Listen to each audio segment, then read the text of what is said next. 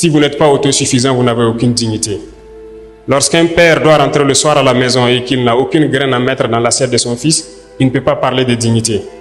Toute la famille vivra dans l'indignité parce que la femme devra se battre comme elle peut, de toutes les manières que vous puissiez imaginer, pour trouver à manger. Il n'y a pas de dignité une fois qu'on ne mange pas sa faim. Il n'y a pas de dignité lorsque nous tendons la main.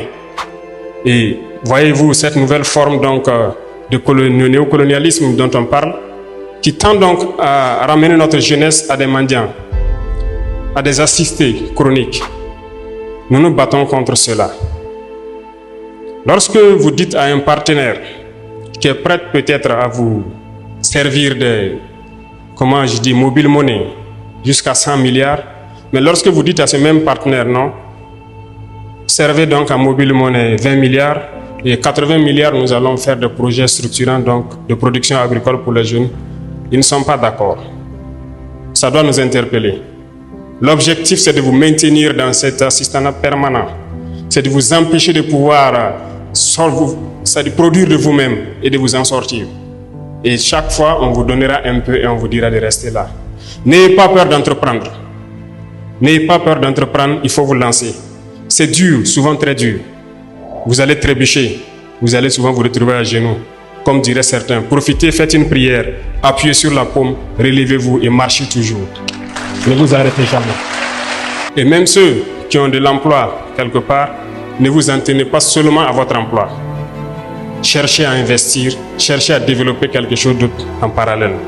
Parce que depuis, comme je vous disais, notre génération est dans un système assez complexe. On nous a peut-être appris qu'il faut juste avoir un emploi, un bureau, et on s'assoit et voilà, le salaire tombe à la fin du mois. Ça ne peut pas vous rendre heureux, ça ne peut pas. Votre salaire doit servir à développer quelque chose d'autre. Nous sommes militaires, moi je suis entrepreneur aussi depuis quelques années de cela, en tant que jeune. Parce que nous ne sommes autorisés qu'à faire que l'agriculture, l'élevage. Je pense que les dévanciers qui ont mis ça dans les textes, ils ont très bien compris. Et nous participons donc à cela. Nous avons essayé, nous avons vu que c'est dur, mais la plupart du temps, lorsqu'on persévère, on peut finir par se frotter la main. Donc je vous encourage à ne pas vous décourager pour ceux qui sont en train de chercher à entreprendre. Ne vous découragez jamais. Il faut reprendre. Le chemin est toujours plein d'embûches. Mais vous ne devez pas vous arrêter parce que vous allez finir par réussir. Nous sommes extrêmement riches ici au Burkina, nous pensons le temps à le dire. Aujourd'hui, nous décidons de réorganiser un peu notre société. Certes, certains textes ou certaines conventions qui avaient été signées étaient très contraignantes, faisaient que notre pays aurait du mal à s'en sortir.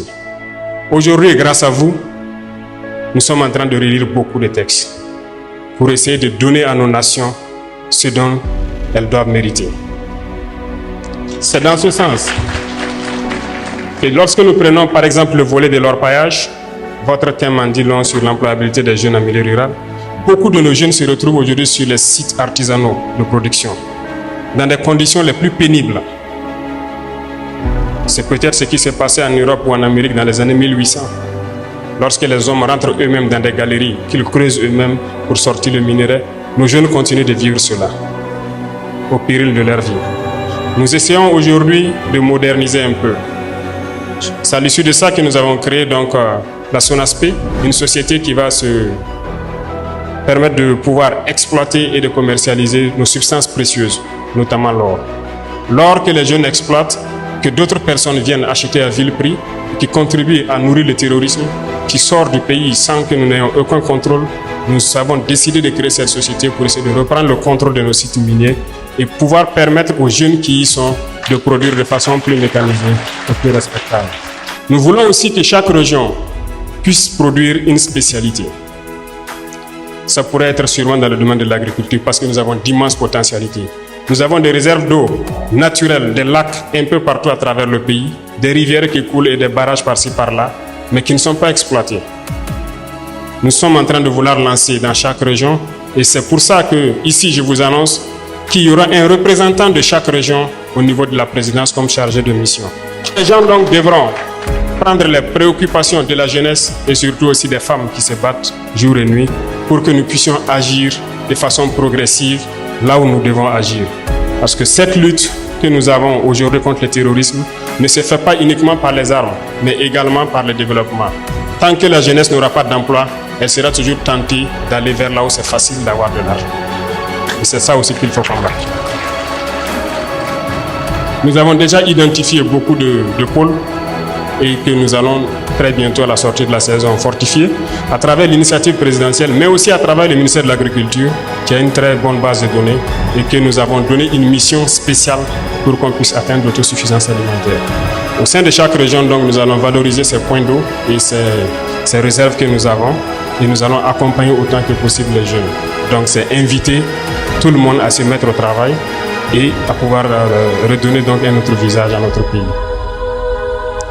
Il y a beaucoup d'autres chantiers en cours et nous ne pourrons pas tout détailler ici.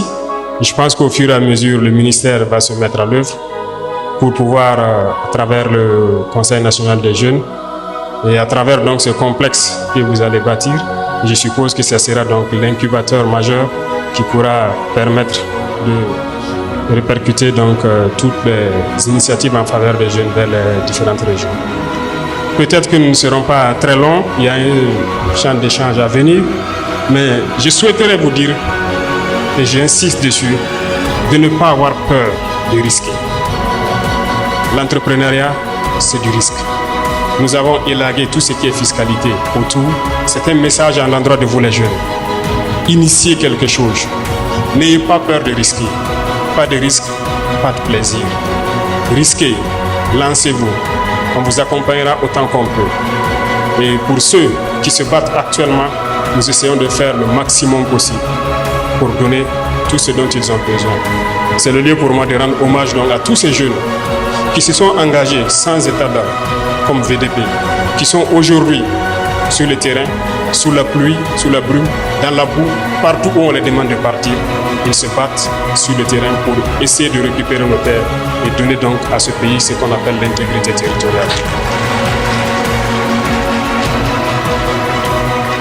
Et chacun à son niveau doit donc pouvoir aussi, par défaut de prendre la Kalachnikov, prendre autre chose pour participer au développement de cette partie. Et ça, nous ne comptons que sur vous les jeunes. Je disais tout de suite donc aux parrains et à la marraine que j'allais forcer la main à ces grands opérateurs économiques du pays et je pense que certains sont là. Donc apprêtez-vous, on va vous forcer la main pour créer des initiatives donc pour les jeunes.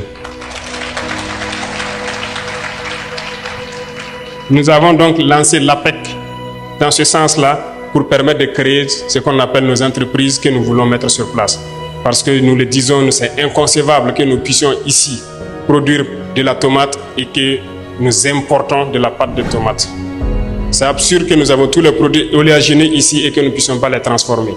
Nous avons lancé cela et je vous invite à souscrire massivement parce que nous allons créer nos entreprises ici sur place et développer. Certes, des esprits impérialistes pourront essayer de vous détourner de l'objectif, mais écoutez, visez loin, visez très loin, réfléchissez et voyez ce qu'on veut faire. Merci donc à tous ces jeunes qui sont déplacés à travers l'Afrique pour venir soutenir leurs frères et leurs camarades du Burkina Faso. Nous vous disons merci, nous vous souhaitons de passer un très bon séjour au Burkina Faso et souhaitons que vous puissiez retourner en paix et aussi lancer le message à l'endroit de toute la jeunesse africaine. Parce que le combat que nous menons, ce n'est pas uniquement pour le Burkina Faso, mais c'est un combat pour toute l'Afrique. Il est temps qu'on se réveille et que nous ne soyons plus amenés à traverser l'océan, à mourir pour aller chercher l'Eldorado tant vanté. On peut le créer ici. Mettez-vous au travail et je pense que c'est possible. Donc merci d'être venu nous accompagner dans ces moments donc, de partage et de réflexion.